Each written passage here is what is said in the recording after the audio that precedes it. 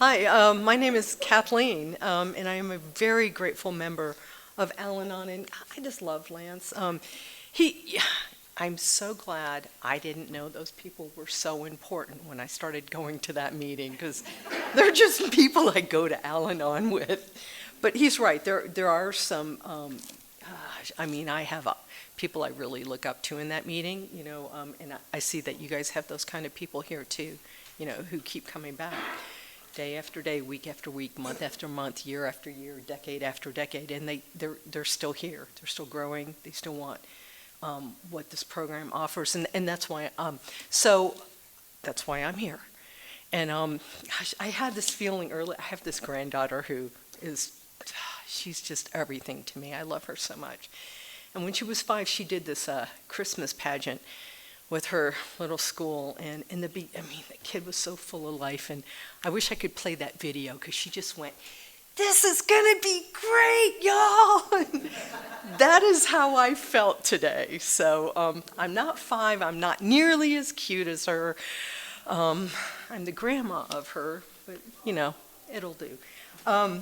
I came to Al-Anon the first time when I was in my early 20s.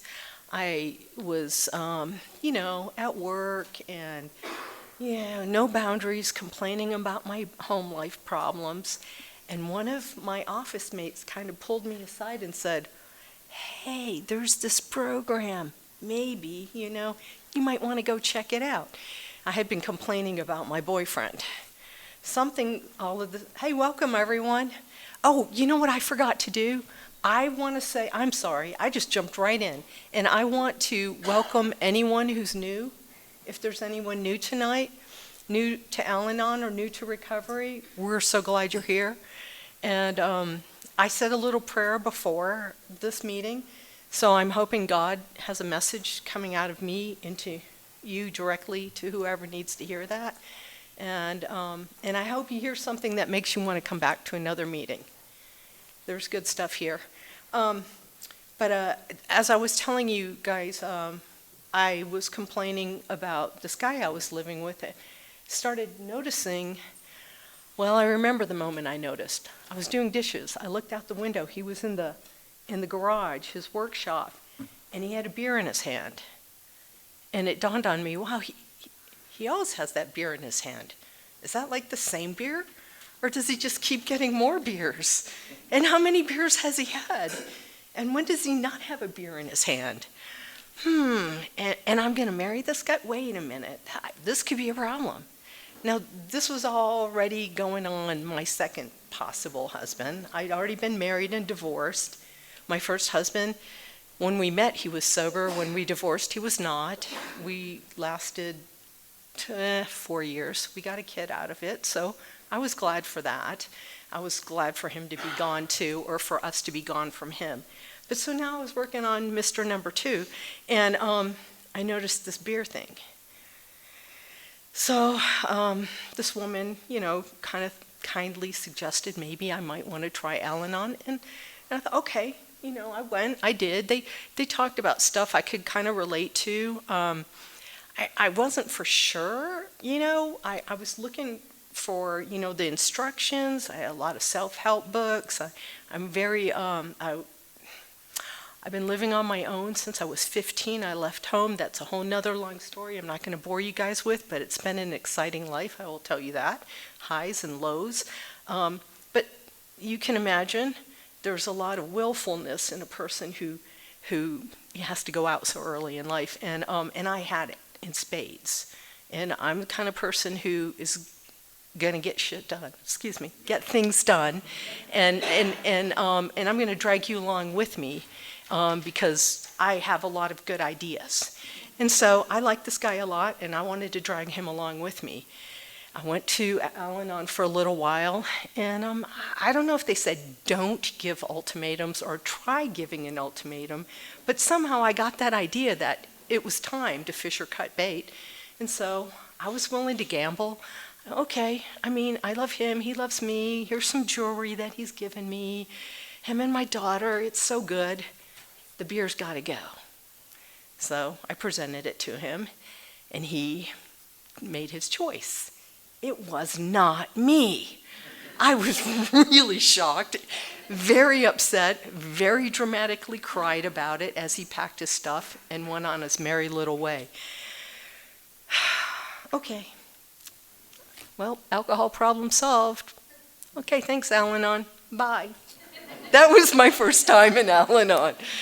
Okay, I might have missed the point. That was something around age 26. And a few years later, I found myself, as I said, I'm the kind of person who, like, this is the plan, this is what we're doing. I don't care who doesn't survive this. It's not going to be me. I mean, I'm not going to not survive this. You might not survive it, but I am going to get through this, and we're moving forward. And so a lot of things happened. I don't know how to summarize this other than to just kind of jump through it because it's not that interesting. It's a lot of drama. But I had a lot of life changes. I had a career change. I hit some down and out times, like involved food stamps for a little while. Then I started piecing some stuff together and getting a little bit of traction and moving forward. And a lot of self-propulsion, you know. I can do this, I can do this. I know I've got a plan, I just need a little help. Let's go. Well, some help came my way. I started getting some traction. I got some good employment. I started getting things on the outside that looked good, that looked like I was successful, you know, money in the bank account. I landed a decent job, a job that made me feel like I could stop saying, we can't afford that anymore, you know, we can't buy that, it costs too much, or we can't afford this. My daughter heard that a lot in her early years of life. So anyways, the tides changed for me. And I saved money, I had a little pile, I got a house. So there I was. There was only like one thing that I felt like was missing, you know, that person, right? So now we've got this online dating business. This is, I don't know, it's like the early 90s. And so I start looking. I start, you know, dabbling in that, you know, some fails, a couple, that was good, yeah, it was okay. And I found the one. Okay, this is it, good, now I'm getting somewhere. I got a package, I'm good. And this is my in to Al-Anon, okay? I'm not gonna go into all the details, but I will tell you this. I don't know how many years later, I'm dying, my hair's on fire. You know, I'm in the same relationship. Nothing's changed. And you know, if nothing changes, nothing changes. So there I was, once again. And it's awful. And now, like the guilt and the manipulation, it's just exponential. So I'm in this relationship and I'm miserable. And I'm giving away pieces of myself. Like, my partner's really jealous. And so any of those old love letters, bye-bye. Didn't like my poetry, really? Okay, I threw my poetry out. Oh, I still kind of regret that. You know, I'm a writer, come on now. But, you know, people pleasing, right? Gotta keep everything calm and good. And I've got a kid, and guess what? They don't really get along, and now my kid's a teenager. Oh, that is its own fun ride. So basically, I'm single parenting, and I'm in this relationship, but you know, we're all together, and it's getting really bad.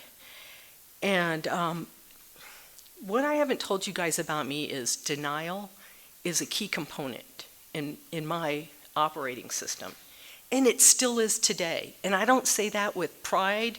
I'm not boastful about it. I wish it wasn't. It just sneaks up and happens. Like I'm good until I'm not, and it's not good, and I'm just gonna leave. But I'm still standing here pretending that's not happening. That can still happen to me today if it's painful enough. You know, I just had an episode with my granddaughter like 2 weeks ago. I was back in denial. You know, the good news is today I recognize it. Even when it's happening, I can feel that tension, and I can come back and address it, readdress it, and go, hey, look, when this happened, when I said this and you said that, and you said, Grandma, you're not listening to me, and I kept forcing it my way, it's got to be my way. I was wrong. You're right. I wasn't listening to you. I didn't want your truth to be the truth. That was a conversation we just had 2 weeks ago. She's 11. You know what she said? I told her, that's denial, honey. I'm acting neurotic. And she goes, Grandma, how about next time you do that, I just tell you, you're in denial, stop it. So I'm like, oh man. I said, that's a good idea. I don't know if that's going to work, but let's try it, And I'm not exactly sure what that's going to feel like when an 11-year-old gets in my face and tells me I'm in denial, but I pray to God I listen to her, because that's the truth. And it's a really lousy way to operate your life. So I'm in this mix with this relationship, with this teenage daughter. I'm in this horrible relationship, and somewhere in here, I'm knowing I got to come back. I need help really bad. The funny thing is, there's nobody in this picture drinking alcohol. Nobody. Not me, not my partner, not my teenage kid, nobody. So how do I go to Al-Anon? Really? But it looks like alcoholism is on fire in spades in my life. I mean, I am giving up pieces of me right and left. I'm people-pleasing. I'm miserable. I'm taking stuff personal. It's dramatic. There are fights that are getting out of control. I'm getting pushed around, and I don't know how to stop it or get out of it emotionally. And there was some physical as well. I don't know what to do. But I got a clue, a hint, maybe, just maybe, I could slip in and get some what those Al-Anons have, even though no one's drinking. Because I think someone's got to be drinking in this picture for me to come into Al-Anon. Okay. So I go to a meeting. I'm in Dallas, Texas. You know how many meetings of Al-Anon are going on at any time, at any hour in Dallas, Texas? A plethora, a whole bunch. Just throw a stone, whatever direction you want to go, there's going to be a meeting. So I find a meeting, I go. I am so grateful. I feel the safety of that room. I feel welcomed, I don't feel judged. I can pour my heart out. I've never been one who has a hard time expressing herself, even though I was a little nervous coming here. Not so much today, but when he first asked me. So I go to a meeting, it's great, thank you. Oh, I'm so glad you're here, I'll be back. I walk out of the meeting. I walked out of the meeting. What? I'm good. I'm done. I go home like that never happened, like I was never there. I'm describing my denial.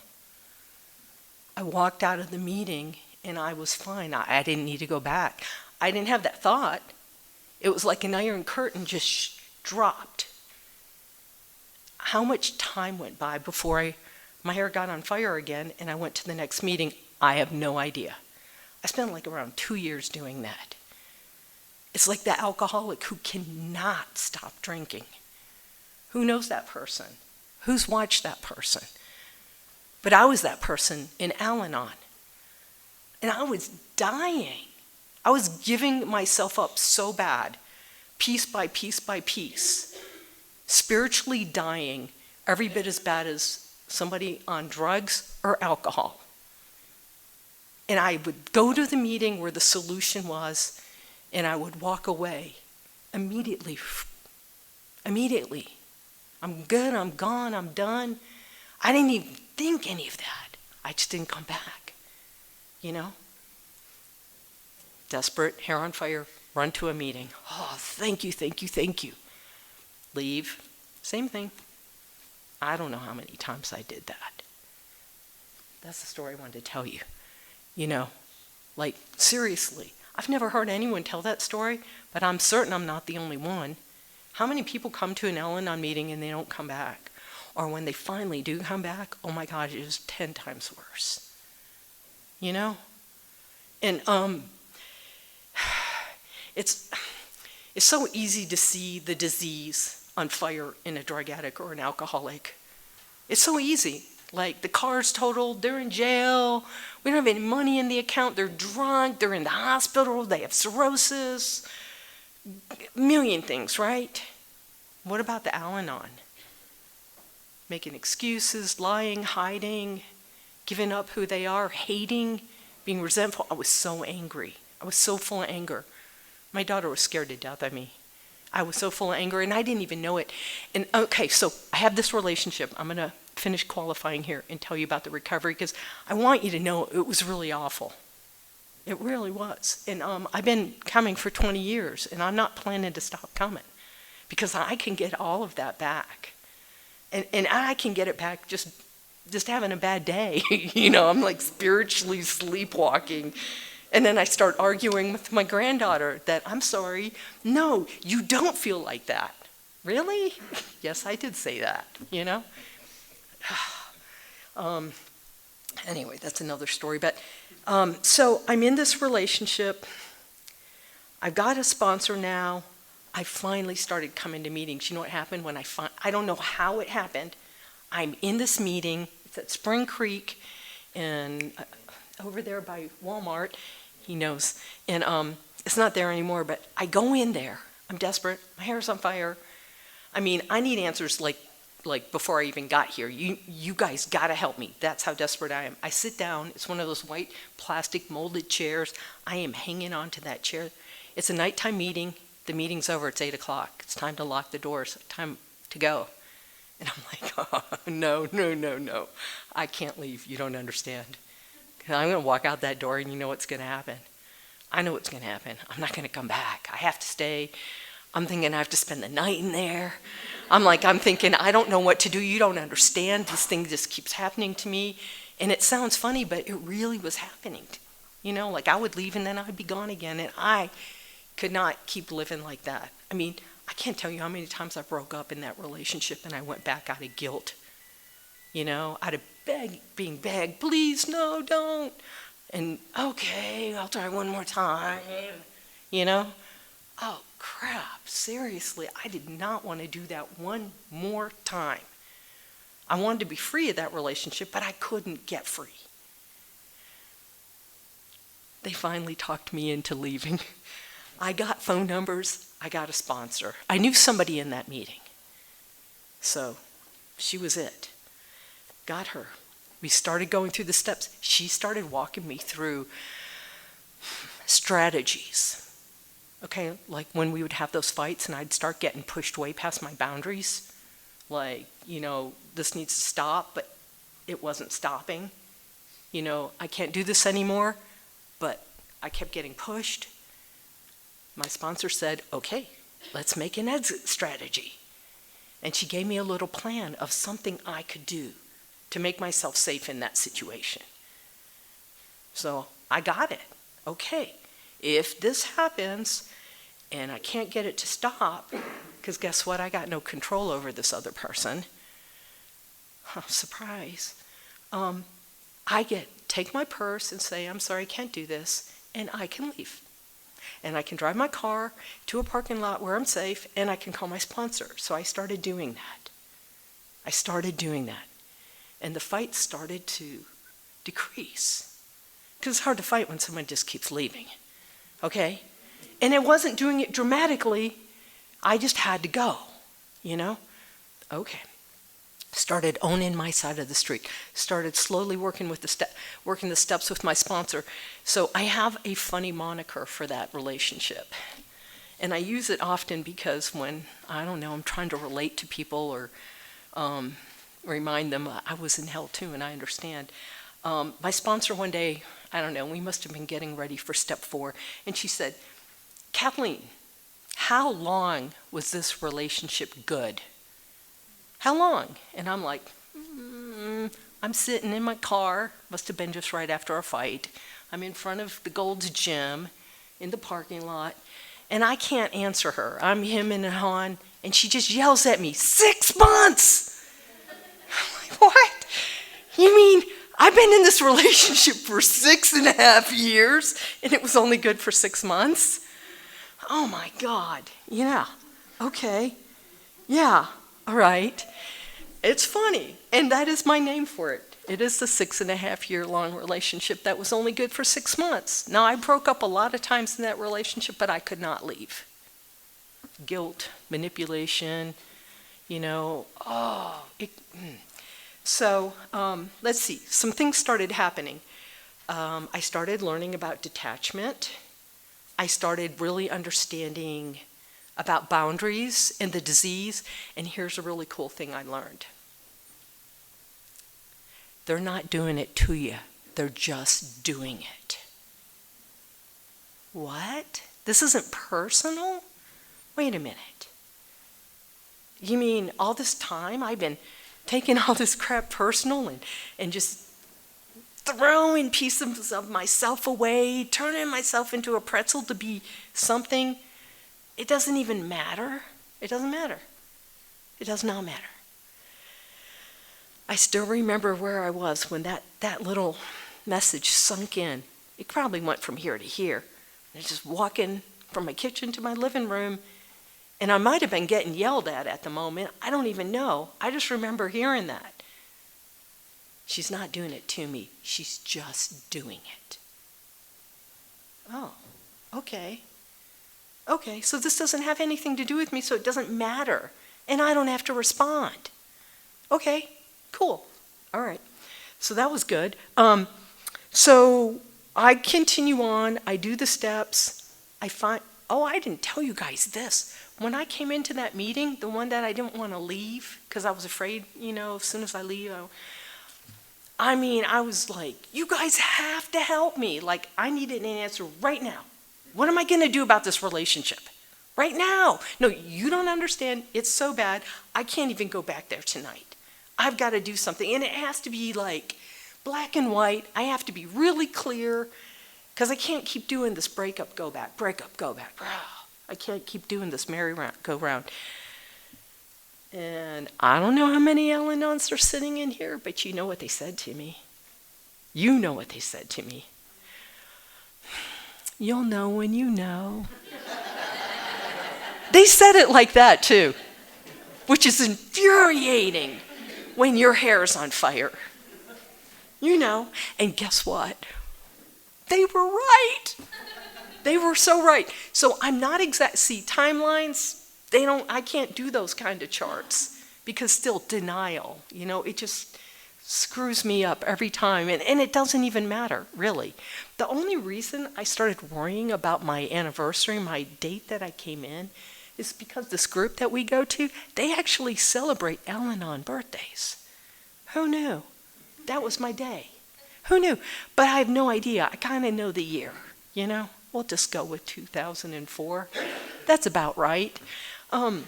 Spring, fall, whatever. So a big thing happened. I did the steps with that sponsor. I think the first time any of us go through the steps, it's just an exercise in faith, right? You guys seem calm. You don't seem all traumatic. You're not talking about these horrible fights like they just happened 5 minutes ago. You're nodding your head when I'm talking and you're handing the Kleenexes, but you seem okay. And I want that. I want that. It's one paragraph. I really wanted to start with this, but I probably wanted to. I'm like one of those kids at the dessert smorgasbord, Like, I want one of everything, all at once. And that's kind of, I want you to know what I have. But there's so much stuff I don't even know how to give it to you. It's good. I love this program. My hair's not on fire today. That in itself is huge, but so many amazing things have transpired in my life that are clearly, to me, gifts from this program. Namely, first of all, like peace. Peace. Like, I'm not freaking out. I don't have to grab my purse and my keys and get in my car and call my sponsor from a parking lot. And I used to have to do that. So in chapter 5, at the very end, it says, in Al-Anon, how Al-Anon works, our blue book, our big book, right? We have a right to expect more from life than mere survival. We are here because we are ready to heal. We are ready to look at ourselves and our lives with new eyes. We are ready to become aware. Man, yeah. Oh, that means I can't use denial. I'm working on that. I have a program for that. This is a slow process. It's like the onion. It's an onion. This is an onion program. Layers and layers and layers. And it's like one of those magic onions because I don't think we ever get to the core. You know? I mean, when I'm dead, I'll stop working on it and then who knows what happens next, right? But who knows how far I will have gotten by that point. I'll probably have more to do, but time's up when time's up. So I will tell you this. Single mom, even in the midst of relationships, basically, very strong-willed, lots of denial, can't be that way, it's got to be my way. It's kind of how I ran my house, you know. I'm really sorry to say that. It got me some consequences. Fear, chief activator of character defects, it looks like I'm angry when I'm afraid. And I am not a nice person when I'm angry. I'm like Mama Bear, even if I'm angry with someone I love, I'm going to chop their head off, you know. We're doing it my way, you know. And I'm not going to listen to you having this other feeling that's not okay, that I don't have a plan for, you know. Seriously.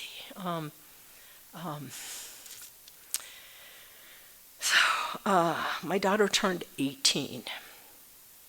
I've been in the program maybe 4 years, something like that. I don't know if I'm doing the math right. But she was 18. She found a soft landing pad, and she told me to stick it.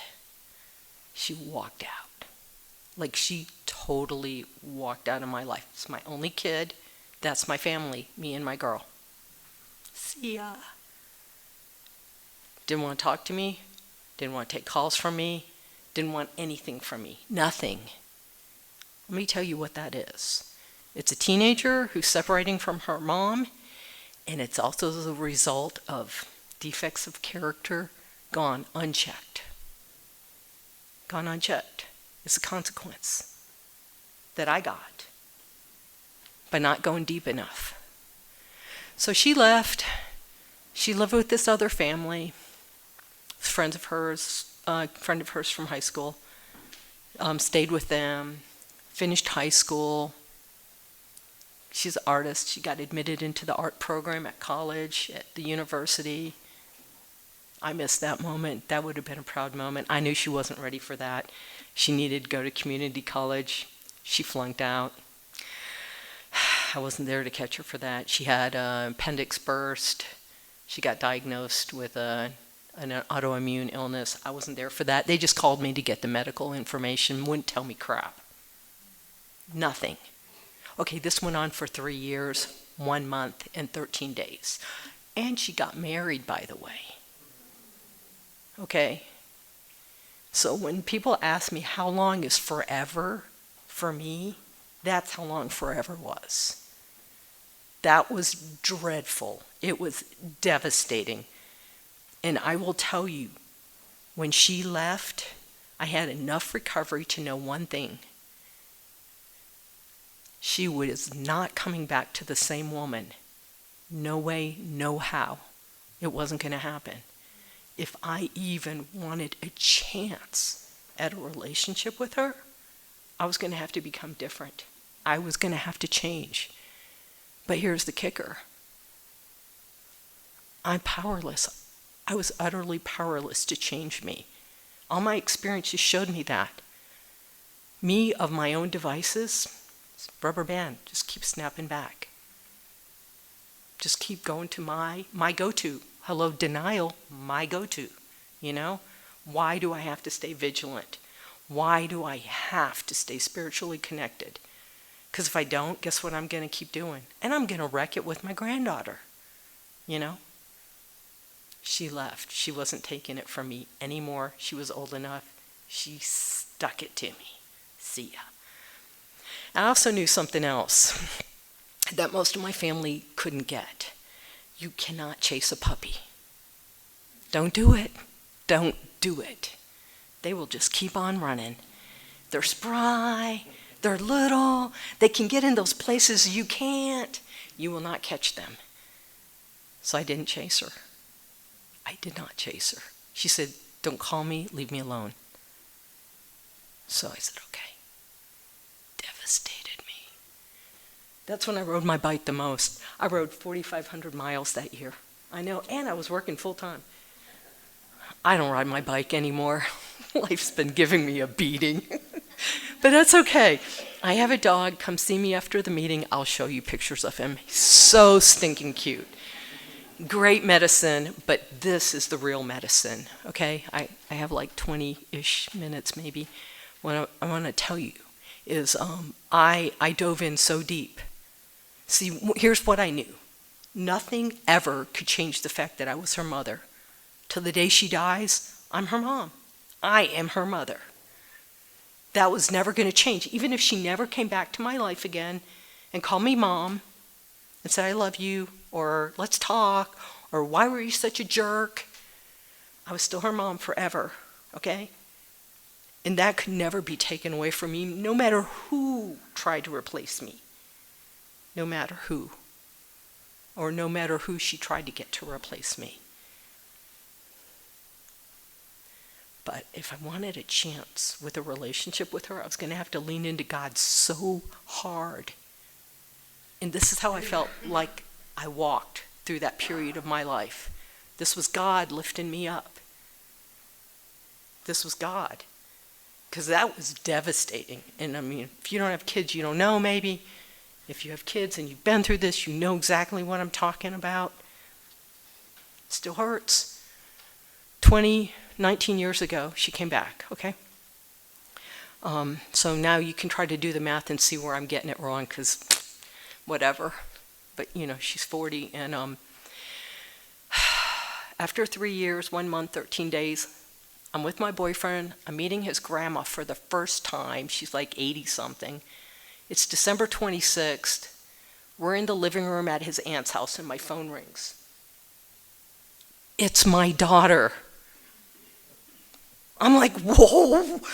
I mean, I don't mean to disrespect this guy's grandma, and I really like this guy, and he's got sparkly eyes, and I think he's really awesome, but it's my daughter. I'm like, I got to take this call. I go into the bathroom, the kitchen, sorry, and I'm like, hello, it's her. She's like, hey, and we began. Oh, it was a long trudge. I'm going to tell you, I don't even know how many years I had to listen to.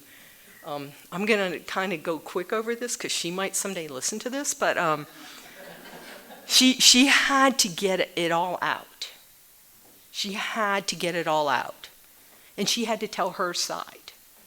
And she had to tell her side without me saying, yeah, but, and defending myself. Old MOs. Old behavior, right? Justification, rationalization. Oh no, we cannot have that here. Because that's the woman she's not coming back to.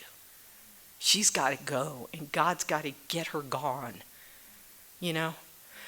So, yeah, 3, 4, 5, I don't know how many years. There were times when I was just like, oh, please, no, not again. But I listened and I listened. And I think at some point I'm like, okay, it wound down. I might have said a few things like, I think we're done here.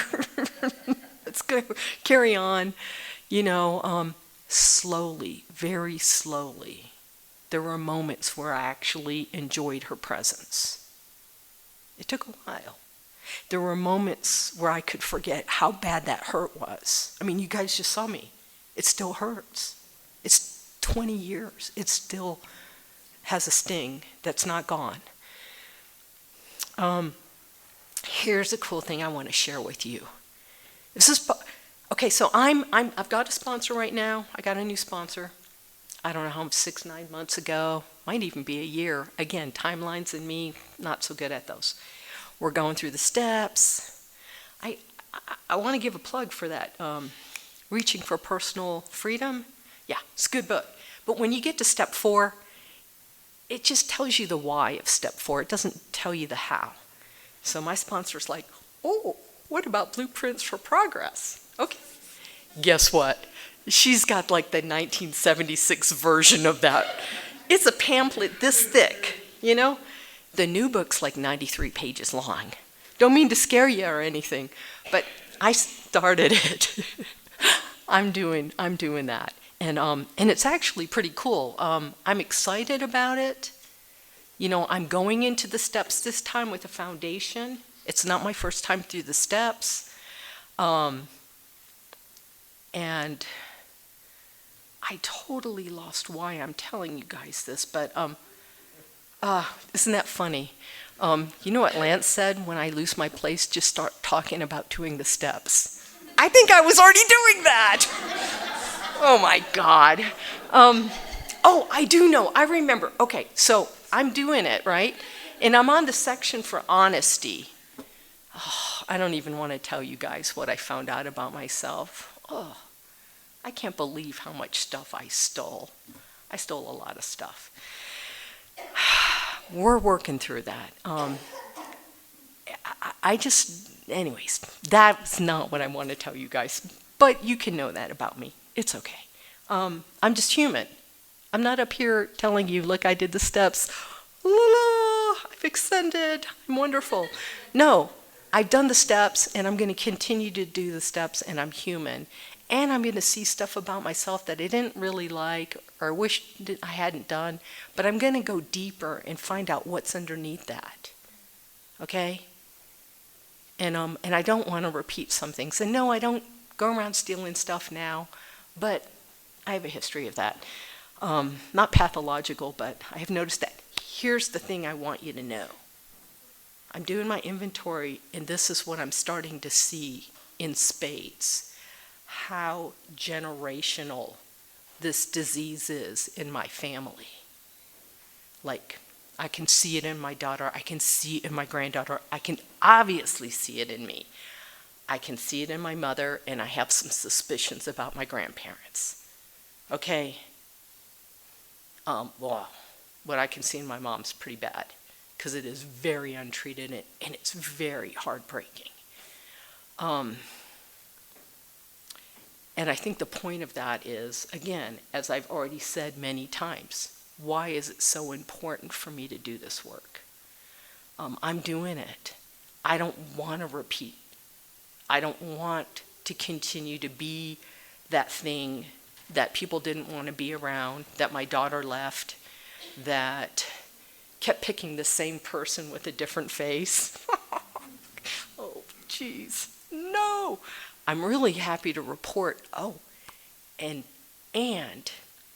as my daughter, this goes to the generational aspect of this disease. Life continues on, right? This wonderful man who came into my life, it actually went somewhere. We've been together 18 years now. It doesn't have a funny name like the 6.5-year-long relationship that was only good for 6 months. It's much better than that. It's good. It's a good relationship. It's not perfect. We have problems. We work through them. We love each other, warts and all. And this program has helped me to be a much better partner.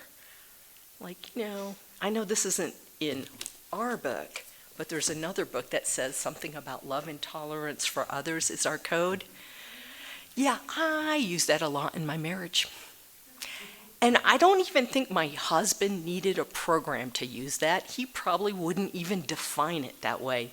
But I see him doing it because I know I have a few behaviors that aren't the best. Every now and then I'll realize them and I'll be like, oh my gosh, how long have I been doing that? Or do I do that a lot? Sometimes he tells me the truth. Sometimes he gives me the good husband answer, you know? And I appreciate he wants to give me that answer, but I much prefer the truth, you know? Because I don't like the residue and the garbage that builds up from the lies. And that's what this disease does. So my daughter went on with her life. We were reconciling. She went through some relationships. She went through some school programs. Her life is kind of, she's off on this side of the road in the ditch. She's off over here. I got a program. I'm trying to keep my mouth closed. I'm watching. It's not great. I'm hoping and praying a lot. I wasn't there for the first marriage. There's this guy. She says they're getting married. Oh my gosh, I am not missing that.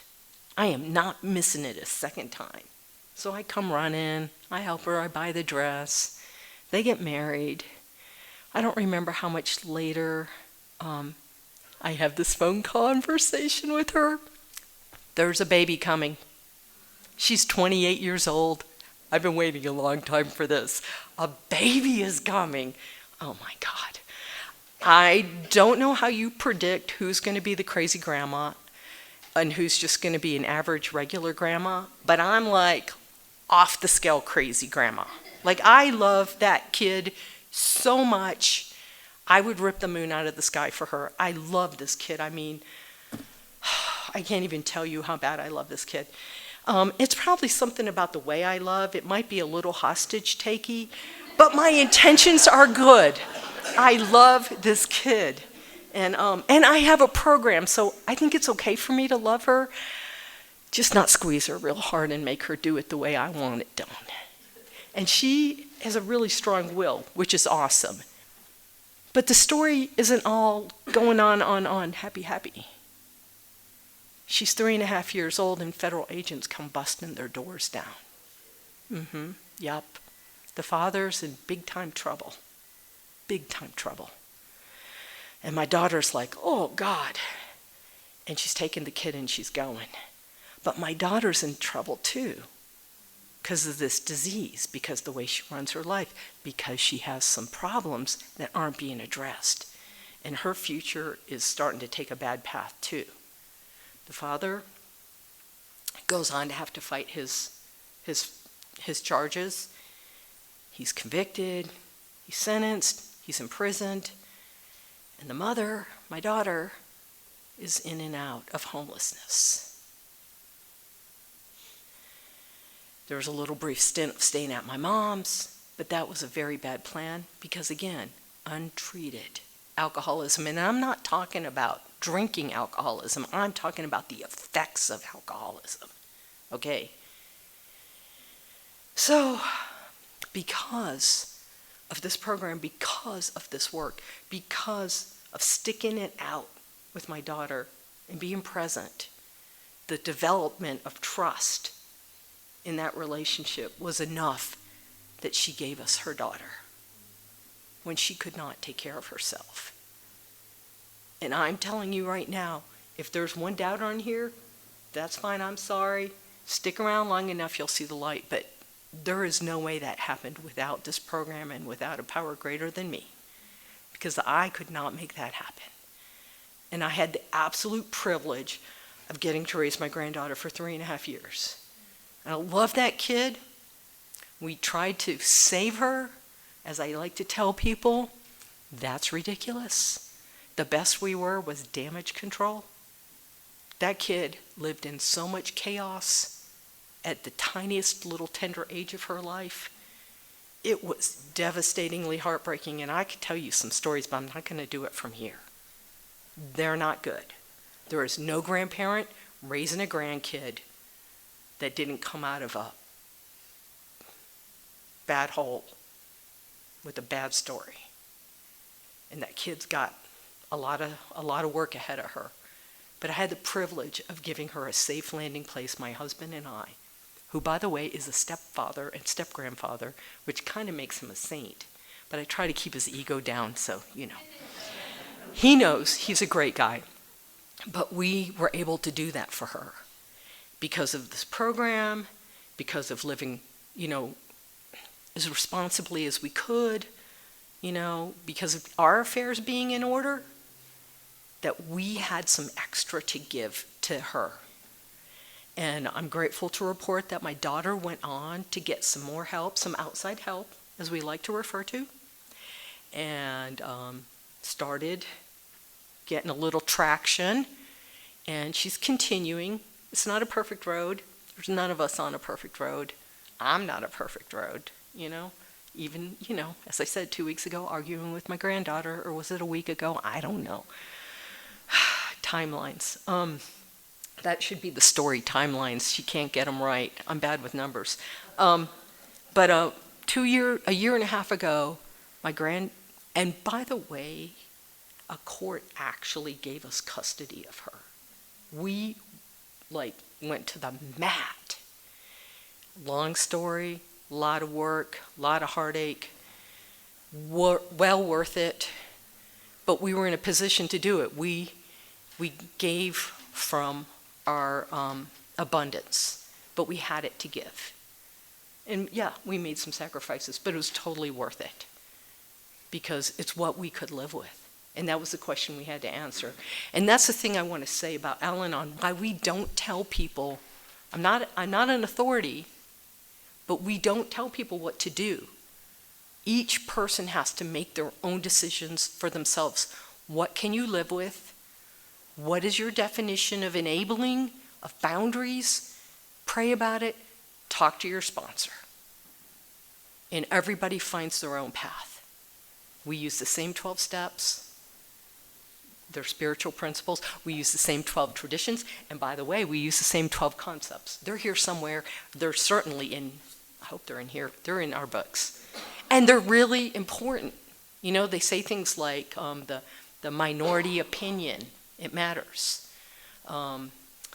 Cooperation is key to harmony, right? Participation is key to harmony. There's more. I'd have to read them. I don't have them memorized. I'm by far I have a lot more studying to do. A lot more. But my granddaughter and my daughter were reunited a year and a half ago. My daughter was making enough traction that we're finally able to turn her back over and get to be the grandma and grandpa again, which is the best, by the way. They say grandchildren are the rewards. I don't know. I love my daughter too. But I will tell you that my granddaughter and my dog are probably my two favorite things ever. I'll show you pictures later. And I'm really grateful to report that my granddaughter does tell me that she feels safe and that she felt safe with us. And even though we couldn't save her, we could give her that. And I don't think we're supposed to save her. I think that's the disease in me that wants to, put on the Superman cape. I can't save anybody. I can maybe put myself in the line of fire to get saved. But I can't even save myself, really. I mean, seriously, of my own, no. Of God, yes. And so how did I get to God? I did the steps.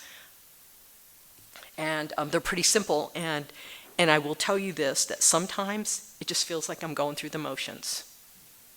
And sometimes it's really deep.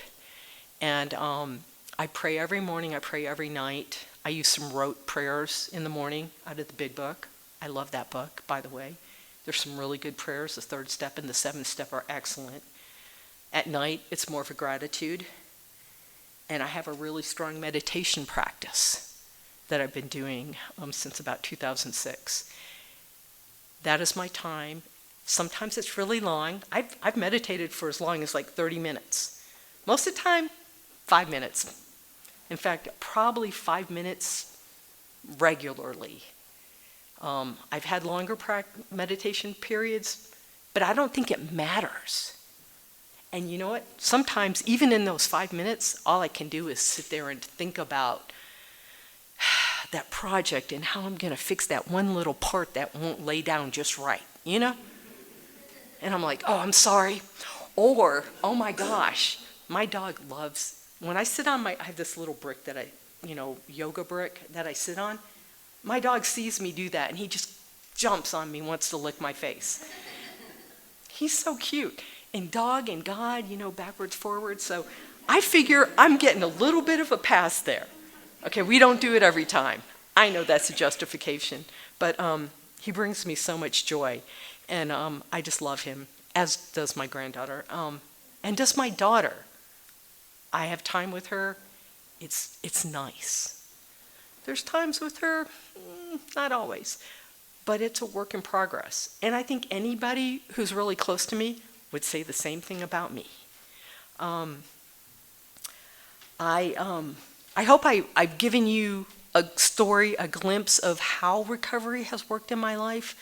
I don't know that I have any awesome parting things other than like what I read. I want to heal. Like right now I'm doing my inventory. I'm doing the steps again because I want more freedom. Like I am seriously still struggling with the relationship I have with my mother. Guys, I'm 60 years old. 60. Like, come on. You know? Like, I want freedom. And I don't think it's going to come in a black and white answer. I think it's going to come something like, here's what I can live with, and here's what I can't live with. And they're going to be based on my principles, you know? And that's why I'm going to do them. I might be doing stuff that I don't really like to do, but it's going to be principle driven. And for that, I can do it because that connects me with God. So we'll see what happens. More will be revealed. And I think that's it. Thanks for listening to me, guys.